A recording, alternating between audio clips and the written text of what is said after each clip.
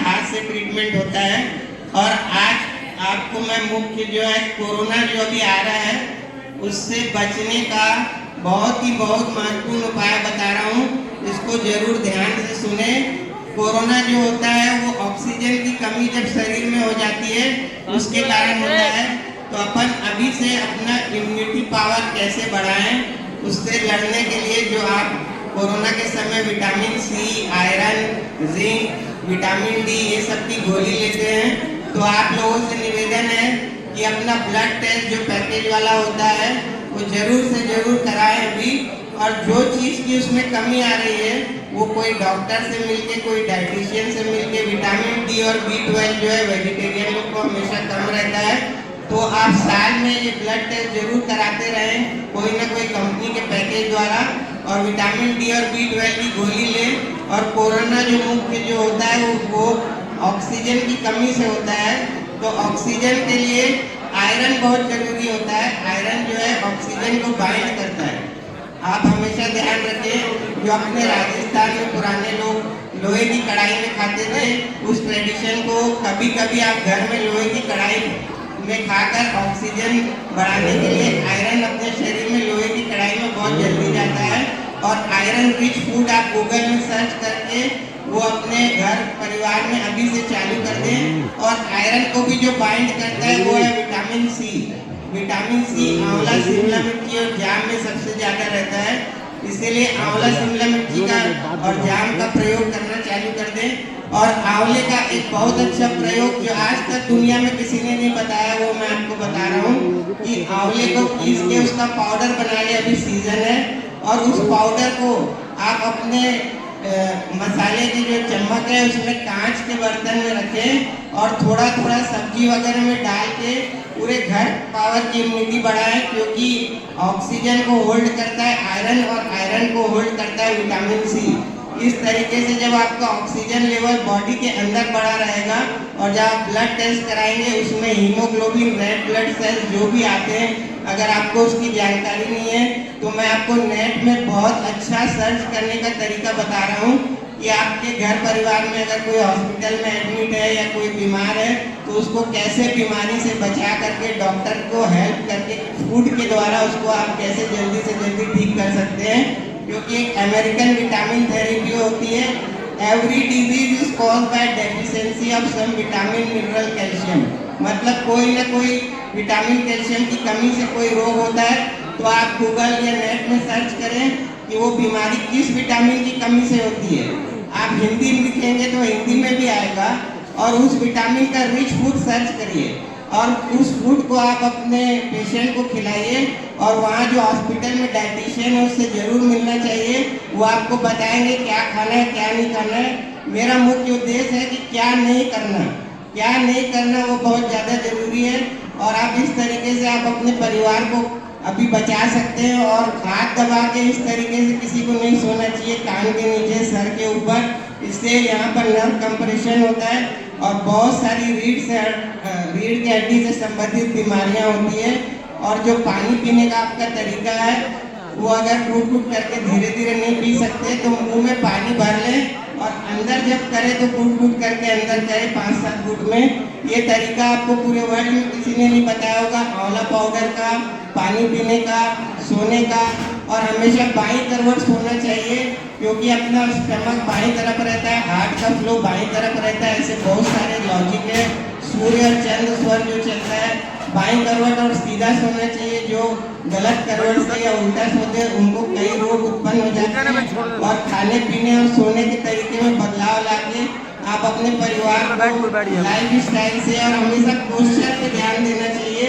हमेशा पीछे की तरफ की एक्सरसाइज करना है और रीढ़ की हड्डी की एक्सरसाइज जरूर करना है, क्योंकि सारी नसें रीढ़ की हड्डी से निकलती है, वो अपना दूसरा ब्रेन है। इस तरीके से आप अपने अभी जो ठंड है उसमें मार्बल ग्रेनाइट में हमेशा चप्पल पहन के, कपड़े की चप्पल पहन के घर में रहें, क्योंकि जो अपन चप्पल नहीं पहनते हैं ये ग्रेनाइट मार्बल से आपके नीचे जो तलवे हैं वो टाइट हो जाते हैं और ब्लड सप्लाई रुक जाती है। और ये सब चीज़ों का ध्यान रखें। ये जो टिप्स मैं आपको बता रहा हूँ, ऐसे मेरे कई सारे टिप्स हैं जो आपको मेरे कई सारे चैनल में, यूट्यूब चैनल वगैरह में मिल जाएंगे। तो बचाव इलाज से बढ़ते हैं। इस थेरेपी को अपना के अब अपने शरीर को और अपने परिवार को स्वस्थ रखें। धन्यवाद। जैन शास्त्र जो खाने का टाइमिंग है वो कितना मिलता है, शुगर पेशेंट के लिए कितना वरदान है, उसके बारे में बताना चाह रहा हूँ। क्योंकि एक बायोलॉजिकल क्लॉक होती है ऑर्गन की, हर ऑर्गन शरीर का लीवर, किडनी, हार्ट, उसका एक टाइम एक्टिवेशन टाइम होता है। इसलिए सुबह 7:30 बजे जो अपने नौकाशी का प्रावधान है, उस समय अपना स्टमक सबसे ज़्यादा एक्टिव होता है और उस समय का खाया हुआ जो है वो अमृत के समान रहता है। इसलिए नाश्ता जो है महाराजा के जैसे करना चाहिए।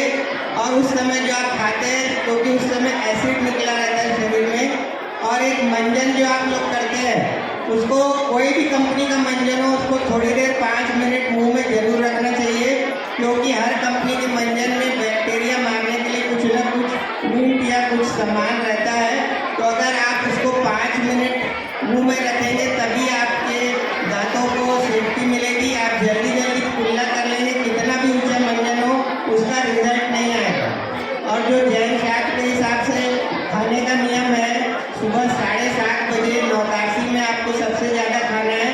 जो महिलाएं यहाँ पर पुरुषों को चाहिए कि अपनी महिलाओं को बोले कि वो उस टाइम पे जरूर खा लें, क्योंकि अगर उस टाइम पे नहीं खाएंगे तो अपने एसिड का जो फंक्शन है वो वीक हो जाएगा और बाद में 56 भोग भी खाने से वो आपको अंग नहीं लगेगा। क्योंकि एक बायोलॉजिकल क्लॉक है। उसके बाद पैंक्रियास सबसे ज़्यादा एक्टिव होता है शरीर का, जो अपन को शुगर से बचाता है। और शुगर पेशेंट के लिए भी ये वरदान है। अपना जो खाने का टाइमिंग है वो सुबह 9 बजे पैंक्रियास एक्टिव होता है, दोपहर में 12 बजे पैंक्रियास एक्टिव होता है और शाम को 4 साढ़े 4 बजे पैंक्रियास एक्टिव होता है। उस समय इंसुलिन बॉडी में सबसे टॉप लेवल में रहता है। तो जो जेंट्स लोग हैं दुकान में, उनको 4 साढ़े 4 बजे घर से कुछ ले जाके उस समय जरूर खाना चाहिए। क्योंकि उस समय मेटाबॉलिज्म सबसे पावरफुल रहता है। भले रात का खाना कम कर दें, क्योंकि अपने व्यापार से 10 मिनट का टाइम निकाल के अगर आप उस समय खाते हैं और शरीर को स्वस्थ रखते हैं तो आगे 10 साल जो आपके बचते हैं उसमें आप बुढ़ापे में भी स्वस्थ रूप से व्यापार कर सकेंगे। इसीलिए खाने का टाइमिंग इम्पॉर्टेंट है, खाना इम्पॉर्टेंट नहीं है। और हमेशा अभी जैसे मैंने कोरोना काल में बताया हूँ, उसकी सेफ्टी के लिए लोहे की कढ़ाई में आयरन के लिए जरूर कुछ ना कुछ खाना है। और विटामिन सी जो आयरन को होल्ड करता है, उसके लिए आंवला, शिमला मिर्ची और जाम जरूर खाना है। और आंवले को पीस के उसका पाउडर बना लें धूप में सुखा के, और अपने मसाले के चम्मच में आंवले पाउडर को अमचूर के साथ रखें और थोड़ा थोड़ा उसमें मिलाते रहें। यह जो टिप्स है आपको पूरे वर्ल्ड में कोई नहीं बताएगा। बहुत सारी ऐसी टिप्स है मैं जो आपको बता रहा हूँ, आपने कहीं नहीं सुनी होगी। और जब आप सुबह सो के उठते हैं तो अपने पैर के तलवे जो है या पैर है या उंगलियां है, उसको जरूर मूवमेंट करके उठेंगे ताकि ब्लड सर्कुलेशन उधर बढ़ जाए। उसके बाद आप पैर रखें। अगर आप तुरंत पैर रख के उठ जाएंगे तो पैर वीक हो जाएंगे धीरे धीरे कई सालों में। जो चीज़ें मैं बता रहा हूँ एक दिन में नहीं होती, धीरे धीरे वीक होता है शरीर। और मेरा जो मेन मोटो है, बचाव इलाज से बढ़ के। अपन सबसे पहले बचाव करें, ब्लड टेस्ट साल में जरूर कराएं। अभी कोरोना आने वाला है तो आप अपना ब्लड टेस्ट करा के जो विटामिन डी, B12 है उसकी कमी को पूर्ति कर लें। क्योंकि बाद में डॉक्टर लोग हॉस्पिटल में वही चीज़ को आपको देते हैं ताकि आपकी जो कमी है शरीर की, अमेरिकन विटामिन थेरेपी होती है। Every disease is caused by deficiency of vitamin, mineral, calcium. हर बीमारी में कोई ना कोई चीज़ की कमी होती है। तो आप ब्लड टेस्ट से और नेट में सर्च करके कि वो बीमारी किस विटामिन की कमी से होती है, आप हिंदी में भी आ जाता है। और अपने डॉक्टर से कंसल्ट करके और हॉस्पिटल में जब कोई पेशेंट रहता है तो उसको अगर आप उस विटामिन की पूर्ति करेंगे। और क्या नहीं खाना वो ज़्यादा इम्पोर्टेंट रहता है हॉस्पिटल में। क्योंकि कई बार अपन ऐसी अच्छी चीज़ें खिला देते हैं लेकिन वो किडनी रोगों के लिए वो ज़्यादा जरूरी नहीं है और ऑपोजिट हो जाता है। इसलिए ब्लड टेस्ट रिपोर्ट से आप हमारे डाइटिशियन से कंसल्ट करके भोजन खिलवाएं। और ये मत सोचें कि हम बहुत अच्छी चीज़ खिला रहे हैं, ये उसको फ़ायदा करेगी। जैसे किसी का पोटेशियम बढ़ा हुआ होगा और आप उसको ड्राई फ्रूट्स खिलाते जाएंगे या सूप खिलाते जाएंगे टमाटर का, तो वो और बढ़ जाएगा। इसीलिए जो अपन हॉस्पिटल में डॉक्टर लोग की हेल्प इसीलिए कर सकते हैं आप कि आप जो खाना खिलाते हैं, फूड ही सबसे ज़्यादा इम्पोर्टेंट होता है, वो आप वहाँ से कंसल्ट करके उनकी हेल्प कर सकते हैं। और एक मैं बहुत अच्छा एसिडिटी कम करने का उपाय मैं आपको तरीका बताया हूँ, जो आज तक आपको किसी ने नहीं बताया होगा। उपाय में एसिडिटी कम करने के लिए अपना थूक भी टकना चाहिए बार बार। थूक क्योंकि न्यूट्रल होता है तो एसिड को अल्कलाइन कर देता है। और हमेशा पोस्चर में ध्यान देना चाहिए। जब आप गाड़ी चलाते हैं, खाना बनाते हैं, रोटी बनाते हैं, इस तरीके से हल्का सा शोल्डर को पीछे करके ही कोई भी कार्य करें। ये शोल्डर में हल्का सा तनाव देके गाड़ी चलाएं पीछे की तरफ, क्योंकि रीढ़ की हड्डी अपना दूसरा ब्रेन होती है। और अगर आप आगे झुकेंगे ज़्यादा, आगे की एक्सरसाइज जिंदगी पर होती है, और अगर आप आगे झुक के कोई भी काम करेंगे तो रीढ़ की हड्डी में प्रेशर पड़ेगा और जितने ऑर्गन्स है उनकी ब्लड सप्लाई वीक हो जाएगी। इसीलिए हमेशा पोस्चर में ध्यान दें और पीछे की एक्सरसाइज ज़्यादा करें। और एक नमक के बारे में जो अपने समाज में बहुत ज़्यादा प्रचलित है, नमकीन, उसके बारे में बहुत ही ज़्यादा आपको महत्वपूर्ण बात बता रहा हूँ कि नमकीन जो है वो राजस्थान का खाना था।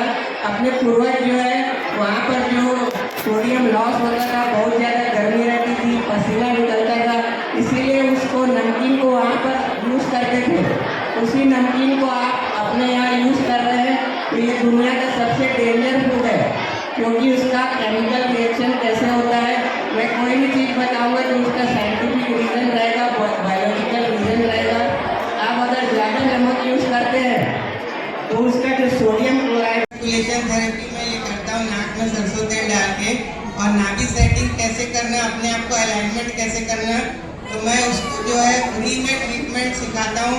कुछ लोग अगर इकट्ठे हो जाएं तो आप मेरे को बुला सकते हैं। मेरा एड्रेस है विशेष थेरेपी, और वो प्रियदर्शनी कॉलोनी रायपुर, गूगल में आप सर्च कर सकते हैं विशेष थेरेपी प्रियदर्शनी कॉलोनी रायपुर छत्तीसगढ़। धन्यवाद।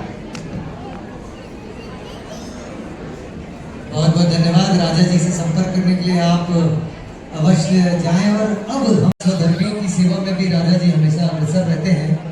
किसी भी प्रकार की तकलीफ होती है ये पहुंच जाते हैं, निदान हेतु, उपचार हेतु।